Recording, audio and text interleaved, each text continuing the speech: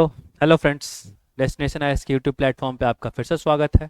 और आज हम लोग देखेंगे करंट अफेयर्स में कुछ 14 जून में या आज अभी से कुछ रिसेंट के दिनों में क्या क्या इंपॉर्टेंट टॉपिक्स करंट अफेयर्स में कवर हुए हैं, देखेंगे उस चीज़ को हम लोग और जानेंगे कुछ उनके बारे जो कि आपके एग्जामिनेशन पर्सपेक्टिव से काफ़ी ज़्यादा इंपॉर्टेंट हो सकते हैं। ठीक है, तो स्टार्ट करते हैं आज का करंट अफेयर्स का सीरीज।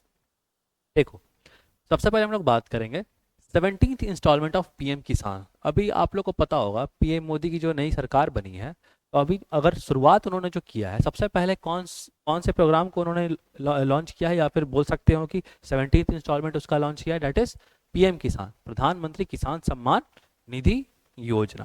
तो थोड़ा इसके बारे में हम लोग देखते हैं। After being re elected for a third term, prime minister Narendra Modi first act was to approve 17th instalment of PM Kisan, date is Pradhan Mantri Kisan Samman Nidhi का जो 17वां इंस्टॉलमेंट है, वो पहला पैसा प्रोजेक्ट है जिसे पीएम मोदी के कैबिनेट ने अप्रूवल दिया है। ठीक है, तो अब इसमें क्या होगा, कितने रुपए का ये प्रोग्राम है? By giving amount of about rupees 20,000 crore, तो कहीं ना कहीं 20,000 करोड़ रुपया का लागत है इस प्रोग्राम में। तो काफ़ी ज़्यादा फायदा मिलने वाला है। तो देखते हैं कितने किसानों को फायदा करेगा।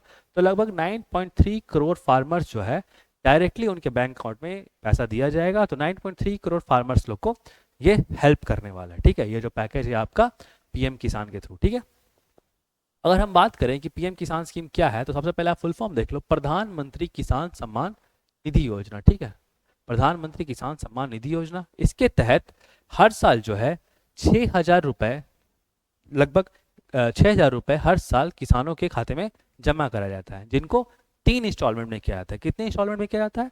3 इंस्टॉलमेंट में किया जाता है। ठीक है, तो इससे क्या होगा कि हर 4 महीने पे 2,000 रुपए उनके अकाउंट में डाला जाता है, कि हर 4 महीने पे 2,000 रुपए उनके अकाउंट में डाला जाता है। ठीक है, तो ये पीएम किसान योजना था, जिसको अभी फर्स्ट अगर हम बात करें तो पहली जो प्रोग्राम जो पीएम मोदी गवर्नमेंट 3.0 ने लॉन्च किया। ठीक है, चलो आगे बढ़ते हैं। आई थिंक ये क्लियर हो गया होगा आपके सामने। अब जो पॉइंट हम लोग डिस्कस करेंगे, न्यू ब्रिक्स मेंबरशिप के बारे हम लोग डिस्कस करेंगे। ठीक है, अभी क्या हुआ कि रशिया में आपका जो फॉरेन मिनिस्टर्स हैं उनका मीटिंग रशिया में हुआ है। ठीक है, तो यहाँ पे जो ब्रिक्स के न्यू मेंबर्स हैं, पहले मैं आपको बता दूं न्यू मेंबर्स कौन कौन से हैं ब्रिक्स के। तो वो हैं Egypt, Iran, United Arab Emirates, Saudi Arabia और इथोपिया। तो ये 5 कंट्री जो हैं ब्रिक्स में अभी न्यू ऐड हुए हैं। ठीक है, और अभी क्या हुआ कि उनको पब्लिकली एक्सेप्ट किया गया एज फुल मेंबर्स। ठीक है, पब्लिकली एक्सेप्ट किया गया इनको एज फुल मेंबर्स। कहाँ पे?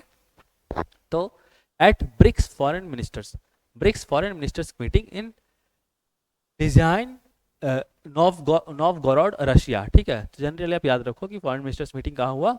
रशिया में हुआ। ठीक है, अब हम थोड़ा सा बात कर लेते हैं ब्रिक्स के बारे। तो देखो, व्हाट इज ब्रिक्स? अगर ब्रिक्स की बारे में बात करें तो ब्रिक्स एक्चुअली क्या है ना, कि एक एक्रोनॉमी है। ठीक है, एक्रोनॉमी का मतलब क्या होता है? कुछ शब्दों को सेलेक्ट करके हम एक वर्ड बनाते हैं। ठीक है, उसको हम लोग बोलते हैं एक्रोनॉमी। तो ब्रिक्स एक एक्रोनॉमी है of grouping of world leading emerging economies, दुनिया के जो सबसे सर्वश्रेष्ठ लीडिंग इकोनॉमीज हैं, एक तरह से आप बोल सकते हो, उन सब कंट्रियों का एक समूह है। ठीक है, जिसमें कि ब्राजील, रशिया, इंडिया, चाइना और साउथ अफ्रीका शुरुआती में ये सब थे। हम लोग देखेंगे कि साउथ अफ्रीका बाद में फिर ऐड होता है, उसके बारे में हम लोग जानेंगे। आप फिलहाल ये जान लो कि अभी प्रेजेंटली ब्रिक्स के साथ और 5 कंट्रीज जो नए जुड़े हैं वो कौन कौन से हैं? Egypt, Iran, United Arab Emirates, Saudi Arabia और इथोपिया। ओके, एक पिक्चोरियल रिप्रेजेंटेशन है आपके लिए, उसके थ्रू आप देख लो। यहाँ पे आप देख सकते हैं कि न्यू ब्रिक मेंबरशिप्स। ठीक है, अब उसके बाद फिर हम लोग थोड़ा ब्रिक्स का जानते हैं कि यहाँ पे कुछ हिस्टोरिकल चीज जान लेते हैं। The grouping was formalize, BRICS कब बना था? तो the grouping was formalized during the BRIC foreign ministers meeting. मतलब यहाँ देखो ब्रिक है, ब्रिक्स नहीं है। ठीक है, इस चीज का आप लोग ध्यान रखना। तो 2006 में आपका ब्रिक का फॉर्मेशन हुआ था, जिसमें कौन कौन सी कंट्रीज थी? ब्राजील, रशिया, इंडिया और चाइना। ठीक है, बाद में तुम्हारा क्या होता है कि बाद में साउथ अफ्रीका जो है was invited to join BRIC in 2010, 2010 में साउथ अफ्रीका को इनवाइट किया था कि आप भी ब्रिक के प्लेटफॉर्म से जुड़िए। तो ठीक है, after which the group adopted the economy, उसके बाद क्या नाम हो जाता है? ब्रिक्स नाम हो जाता है। ठीक है, अगर अभी हम लोग बात करें कि जो नए सदस्य जुड़ने से पहले अगर सिर्फ ब्रिक्स कंट्रीज की बात करें, ब्राज़ील, रशिया, इंडिया, चाइना और साउथ अफ्रीका का, तो ये सब जो टोटल देश हैं, इन ये पूरे देश जो होते हैं लगभग टोटल 41% ऑफ ग्लोबल पॉपुलेशन को कवर करते हैं। पूरे दुनिया के 41% ग्लोबल पॉपुलेशन को कवर करते हैं और 24% ऑफ ग्लोबल जीडीपी को कवर करते हैं। तो कहीं ना कहीं ये जो समूह है, ब्रिक्स जो बॉडी है, अपने में बहुत ज़्यादा इंपॉर्टेंट है। ठीक है, इकोनॉमिकली देख लो, ठीक है, या ग्लोबल लेवल पे देख लो, तो उस चीज़ में क्योंकि देख रहे तुम 41% ऑफ ग्लोबल पॉपुलेशन और 24% ऑफ ग्लोबल जीडीपी को ब्रिक्स ब्रिक्स कवर करता है। ओके, आगे अगर हम लोग देखें तो 16% ऑफ ग्लोबल ट्रेड को भी ब्रिक्स कवर करता है। तो ओवरऑल ट्रेड की दिशा से, इकोनॉमी की दिशा से ब्रिक्स एक बहुत महत्वपूर्ण समूह है, बहुत बड़ा प्लेटफॉर्म है। ओके, अगर हम लोग इस पिक्चर को थोड़ा और देख लें तो यहाँ पे आप लोग देख लो कि 15 ब्रिक्स समिट कहाँ हुआ था, साउथ अफ्रीका 2023। हालांकि ये पुराना हो गया, और अभी जो होने वाला है वो फॉरेन मिनिस्टर्स का जो मीटिंग हुआ वो कहाँ पे हुआ, रशिया में। ठीक है, तो ये पॉइंट याद रखना कि रशिया में फॉरेन मिनिस्टर्स, ब्रिक्स के फॉरेन मिनिस्टर्स का मीटिंग हुआ। ओके, आई थिंक ये पॉइंट क्लियर हो गया आप लोग को। आगे मूव करते हैं हम लोग। अब हम लोग बात करेंगे Anamika Rajeev. Anamika Rajeev becomes Indian Navy first women helicopter pilot. तो वेरी इंपॉर्टेंट, करंट का एक फैक्चुअल न्यूज है कि sub lieutenant Anamika B Rajeev made history as INS at INS Rajali Arakkonam. ठीक है, जहाँ पे वो इंडियन नेवी की तरफ से फर्स्ट वुमेन जो कि हेलीकॉप्टर पायलट बनी है। ठीक है, आप नाम याद रखिएगा, अनामिका बी राजीव। ठीक है, when she became the first woman in Indian Navy to fly a helicopter, पहली महिला जो कि एक हेलीकॉप्टर को इंडियन नेवी में उठाई है। ठीक है, और ये कहाँ हुआ था, ये पासिंग आउट परेड जो हुआ था उसमें इस चीज को किया गया था। ठीक है, तो आई थिंक ये फैक्चुअल इन्फॉर्मेशन याद रखिएगा आप लोग। Anamika B Rajeev, Indian Navy first women helicopter pilot. Okay, आगे मूव करते हैं हम लोग। अब हम लोग देखते हैं जो ट्रेड से रिलेटेड एक न्यूज़ निकल के आ रही है वो है कि इंडियन फॉरेन एक्सचेंज, इंडिया का जो फॉरेन एक्सचेंज है, फॉरेन एक्सचेंज रिजर्व्स जो है वो बहुत ज़्यादा आगे बढ़ गया है। That is $651.5 billion.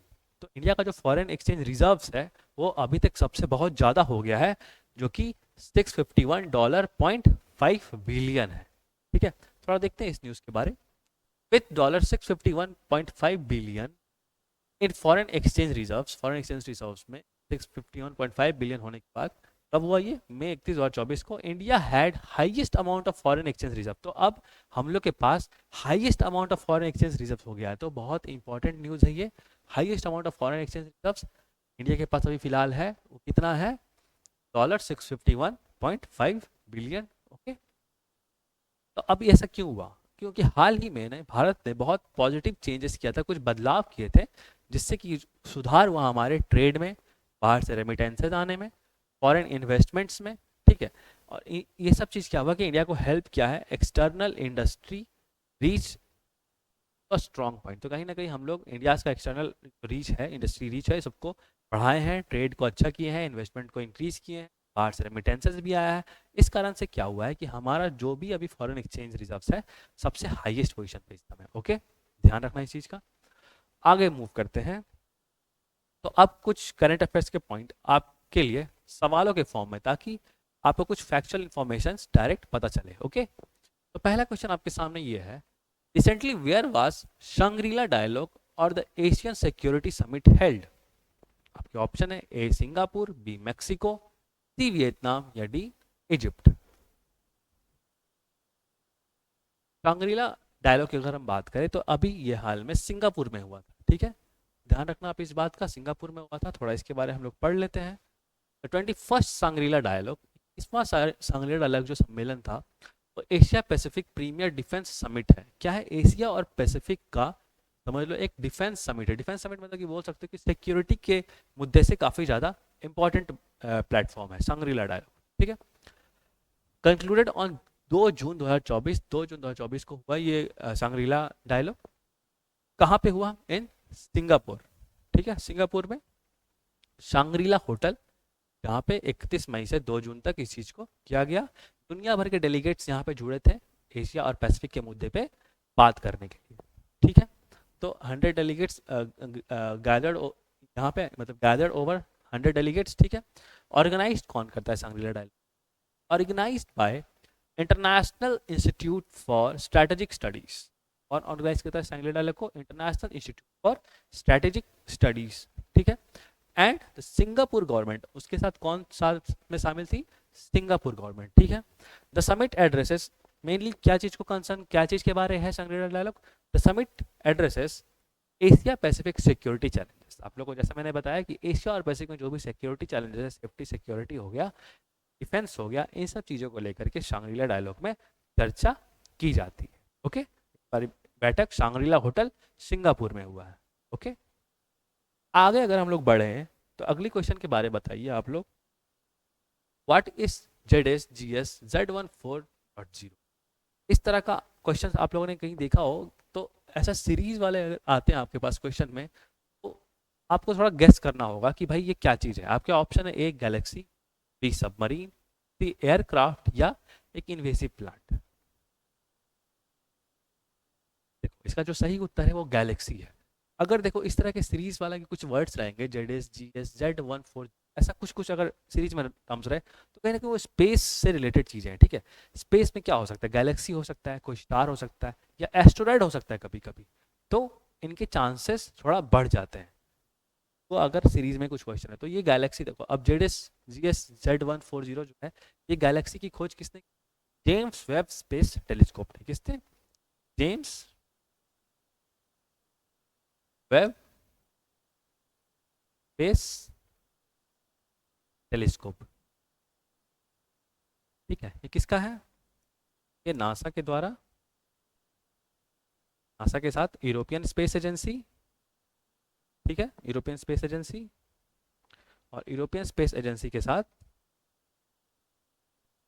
Canadian space energy agency, ठीक है।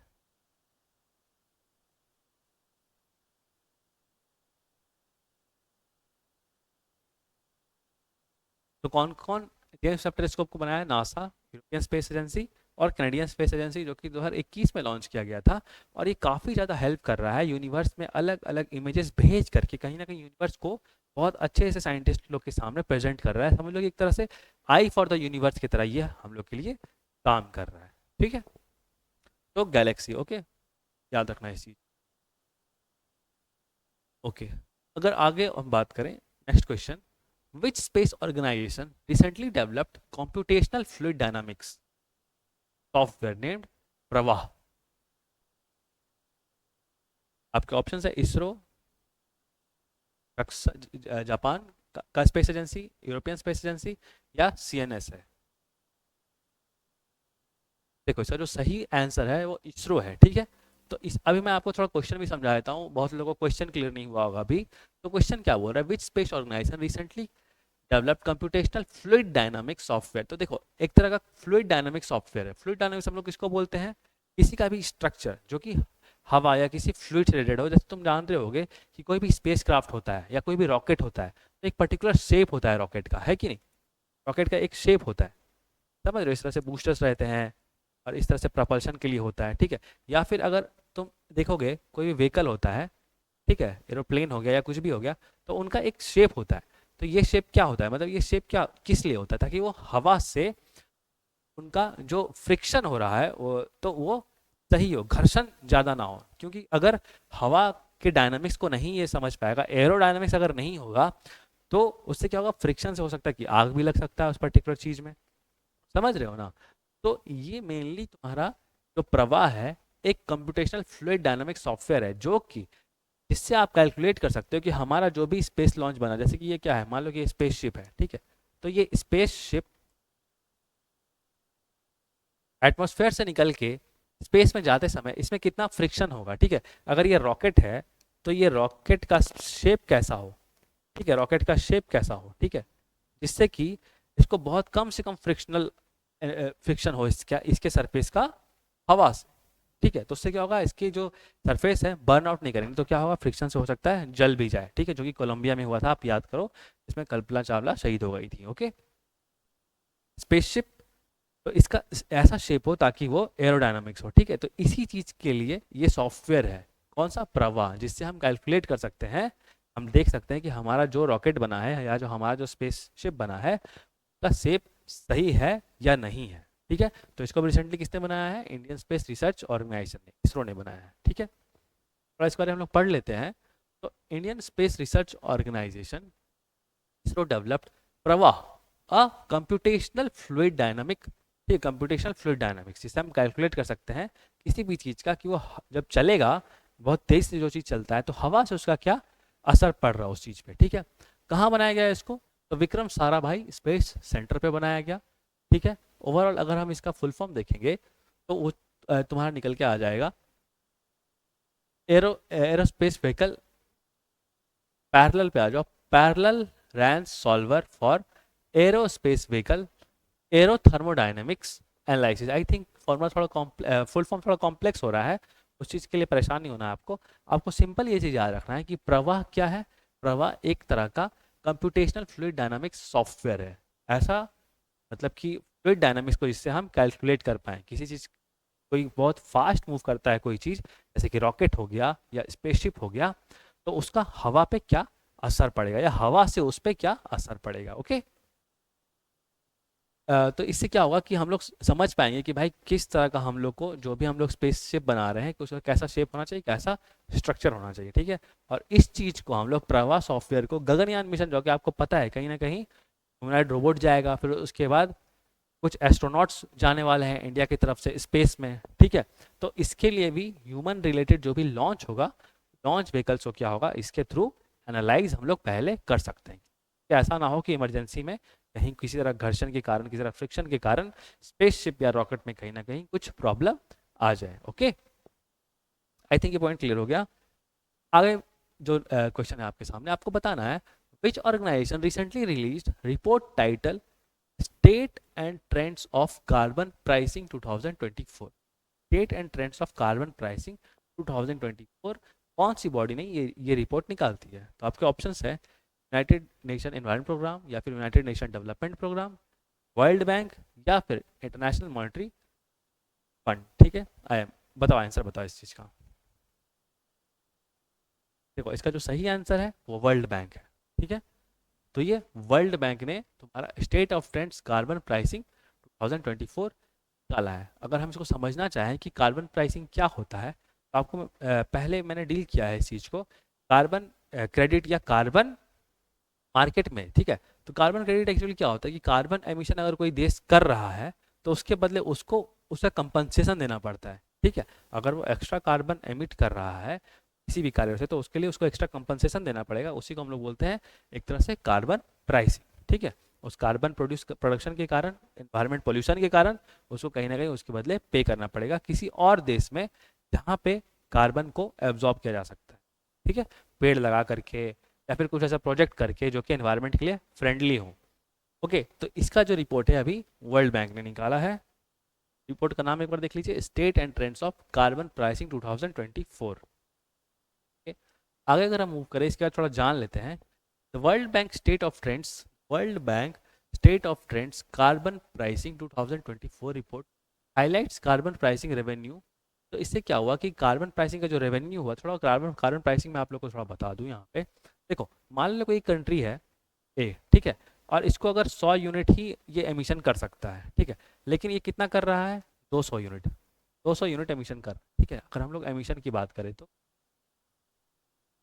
ठीक है, तो ये क्या हो गया, 100 यूनिट का क्या होगा ना कि 100 यूनिट का इसको कार्बन प्राइस देना पड़ेगा। तो 100 यूनिट एक्स्ट्रा कार्बन है, 100 यूनिट कार्बन का इसको प्राइस पे करना पड़ेगा। ठीक है, तो इसी को हम लोग क्या बोलते हैं, कार्बन प्राइसिंग बोलते हैं। कि अगर आप एमिशन को कम नहीं कर सकते हैं, अगर आपका जो लिमिट है, अगर आप उतना नहीं कर सकते, उससे ज़्यादा अगर कर रहे हैं, तो जो एक्स्ट्रा अमाउंट है उसको आपको पैसे के थ्रू आपको पेमेंट करना पड़ेगा। ठीक है, तो यही कार्बन प्राइसिंग है। और कार्बन प्राइसिंग, ये न्यूज़ बता रहा है कि कार्बन प्राइसिंग से जो ओवरऑल रेवेन्यू है अभी कितना पहुंच गया, $100 बिलियन के आसपास पहुंच। ठीक है, तो इससे जो होने वाली रेवेन्यू है वो लगभग $100 बिलियन के आसपास पहुंच गया है, with 75 global carbon pricing instruments covering 25% of global green house gas emission. मतलब 24% ओवरऑल जो ग्रीन हाउस गैस एमिशन हो रहा है उसको हम लोग कवर कर लिए हैं आपके कार्बन प्राइसिंग से। ठीक है, जो भी उत्सर्जन हो रहा है ग्रीन हाउस गैसेस का,